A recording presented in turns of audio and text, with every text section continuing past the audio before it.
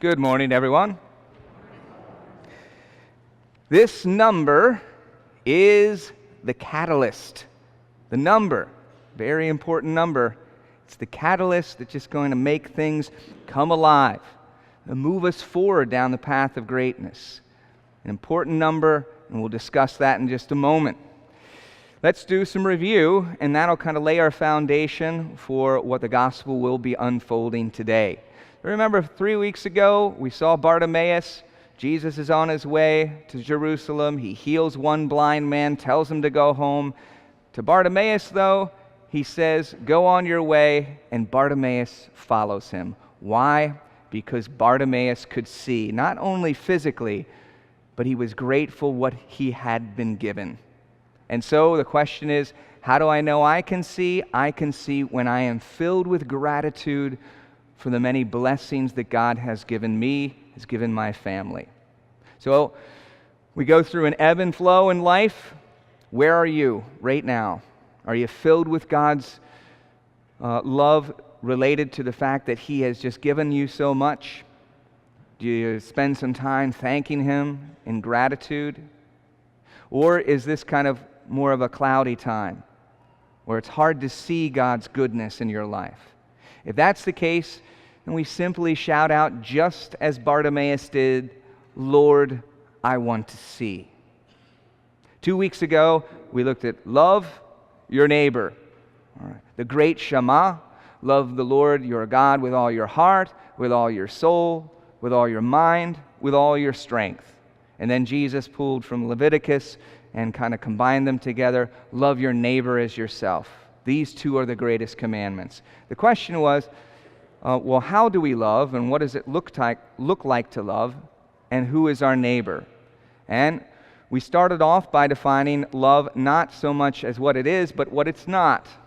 Loving our neighbor is not liking them. Whew. All right, so I don't have to like everybody. All right, that's not the call of the gospel. The call of the gospel is to love. So I don't have to like.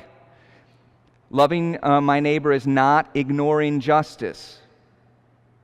Okay, loving my neighbor is definitely not tolerating abuse. Okay. So what is it then? Well, loving our neighbor is truly and sincerely desiring them to be in union with God and to continue to walk down their path with Him. So we're praying for those that are our neighbor, perhaps even our enemy, but we're praying in sincerity that they're growing in their relationship with God and that they are in union with Him. We also are actually treating them like another human being. After all, whether they have the power of the Holy Spirit in them through baptism or whether they don't, either way, they're still a child of God because they have been made in the image and likeness of God, with a mind to know the truth and the will to choose it. So our question then turned, who is our neighbor? I just simply ask you the question, what is your political party? Okay, don't tell anybody here, but just think, my neighbor is the opposite party. That's who you're called to love. We already love those that are close to us.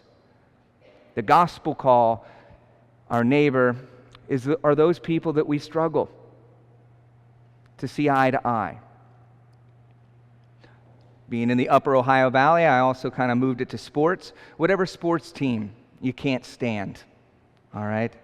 Whether that's Brook or it's Weir or it's Wheeling Central or Madonna, whatever. Okay. If you have a difficult time, and it's funny because I've been a priest now for 12 years and I've been in a number of different areas, and no matter where I am, the people will say, "Oh, the fans over there are the worst," and it's funny, and we're all the worst apparently. Okay, the reality is that we're called to love those that we have difficulty with. Well, do I have to like them? No. Am I ignoring justice? No. Am I tolerating abuse? No. But I am following the gospel of Jesus Christ. See, while we were still sinners, He died for us. The just dying for the unjust. Last week, we saw the widow put the mite. Okay? And Jesus is saying he camped out right there watching where everybody would put their money in. Remember, it's a metal bin. And so you would hear it kind of like up there at the Mountaineer. Cha-ching, cha-ching, cha-ching, cha-ching, cha-ching, cha-ching. You know, if you were somebody who you gave a lot, everybody would know. Or if you gave a little, dink. Everybody knows. Everybody knows what we gave. Now Jesus is over there and he gathers his disciples and he says, "Do you see that widow? Did you hear what she just gave? She gave everything. She gave more than anybody else. Why? Because she literally gave her entire livelihood. That's all she had. She gave it. Now, why did God call her to do that? Are we called to give everything? No. We're called to give an expression of that, but there are times where he says every time we should put him first. And what does that look like? I don't know. I don't know what that looks like in your life. I'd have to think about what it looks like in mine. How am I putting God first? I gave you the example of Deacon Dave over there in the Eastern Panhandle and how he had come to a point where he knew he was called to the diaconate in his 30s. He had discussed it with his wife, and they were going to move forward. The only question was he going to be a full-time deacon, or was he going to do part-time and keep his job? And so he told that to his priest. He said, "I've decided to keep my full-time job, and I'm going to do a part-time deacon in 25 years or so, then I'll be full-time deacon." And Brian Owens, Father Brian Owens, they were both very close. He was a spiritual director, and he was able to say this to Deacon Dave. He said, "Great, that's wonderful. Why don't you just do what you want to do for 25 years, and then once you've done that, then you can give God your leftovers. Good for you. I'm sure that the Lord will be very happy with that." And it really made him step back. An intelligent man and a faithful one. He was not going to be manipulated. And this relationship was a good one and one that was blessed by the Lord. And Father Brian he followed the Holy Spirit to challenge his friend in that moment. And it changed the life of Deacon Dave. Well, the then Dave Galvin. And he talked it over with his wife, and they decided and really that God was placing in his heart and her heart to give in that way.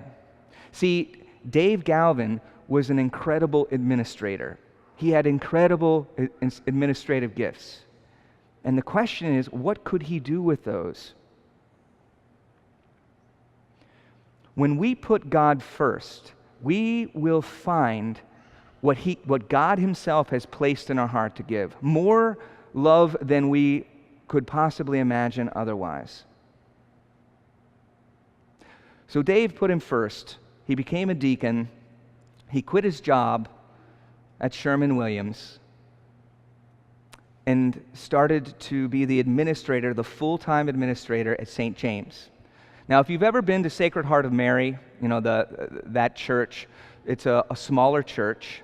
That was the size of the church of St. James the Greater. And in fact, the old church is still there in Charlestown, West Virginia. So if you have an opportunity, you should go. There's a religious order that's there that's taken over the church now, but it's a small church. And moved by Father Brian Owens and the great administrative gifts of Deacon Dave Galvin and his faithfulness to the church, it is now 1,600 families. They built a church larger than this one. Hard to imagine, but it is. It's bigger than St. Joseph the Worker. And they have, I think, 10 or so camps during the summer, whether it's for children or for adults. The ministries to the poor just continue to flow. Over the summer, they a good about 200 of the parishioners go down to Webster Springs. And they go and they serve the poorest of the poor for weeks. It's amazing to see. You know what? It's not because of the priest. I can tell you that. Because there have been more than, now I think they're on their third priest with Deacon Dave there. And the place just continues to go up. Why? Because he put God first and said, Lord, what do you want me to do? And how do you want me to do it?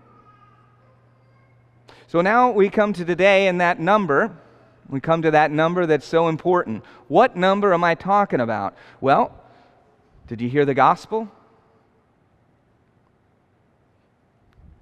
We're coming towards the end of the ordinary time, and we know that within the liturgy we have this ebb and flow. We're getting to that point now where we're going to look at that number. What is the number? The number is how many days you have left until you die. How many days do I have left until I die? See, that's the catalyst. We don't know. Is it going to be God's permissive will or His perfect will? Does He have in His perfect will for me to live, let us hope and pray, another 30, 40 years? I hope so. I'd like to live another 35, 40. Will His permissive will come about? Will I get into an accident or something? I don't know. I don't know if I have tomorrow. You don't know if you have tomorrow. What we do know is that we have today. And now all of a sudden, that becomes the catalyst. Let's go back to 3 weeks ago and seeing, how do we know if we see? Are we really taking the moment now, today, to relish the goodness? We think about that neighbor that I was like, you know what? Maybe sometime in my life I'll love. Or now, maybe is now the time.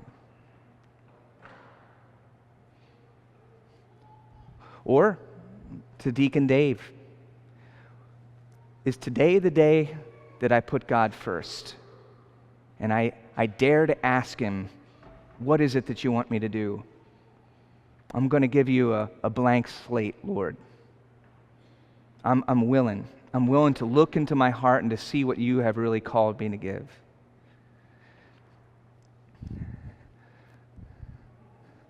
Maybe you'll think of this when there's a popular song about, I think it came out in 2004. It's a country song. It's by Tim McGraw, and it says, "Live like you were dying." I was in my early 40s with a lot of life before me, and a moment came and it stopped me on a dime. I spent most of the next days looking at the x-rays, talking about the options, talking about sweet time. I asked him when it sank in that this might really be the real end. How's it hit you when you find that kind of news? Man, what do? And when he goes on to sing the refrain, kind of goes to the next verse. I was finally the husband that most of the time I wasn't. I became a friend that a friend would like to have. All of a sudden, going fishing wasn't such an imposition, and I went 3 times that year when I lost my dad. I finally read the good book, and I took a good, long, hard look at what I would do if I could do it all again. He said, "Someday I hope you get a chance to live like you were dying. Like tomorrow is a gift, and you've got eternity to think about what you do with it. What could you do with it? What did I do with it?" We have it. We have today.